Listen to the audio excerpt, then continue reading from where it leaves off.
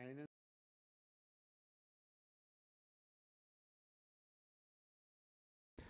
persönliche Ressentiments und Populismus haben die mediale Debatte der letzten Tage bestimmt, ohne Mehrwert für die Wirtschaft und unser Land. Das ist nicht mein Spielfeld. Ich sehe derzeit keine Möglichkeit, verantwortungsvolle Beiträge für eine positive Zukunftsentwicklung zu leisten. Ich werde daher meine Funktion in der Wirtschaftskammer Österreich und im Wirtschaftsbund zurücklegen und ich werde in beiden Funktionen für einen geordneten, zeitnahen Übergang sorgen.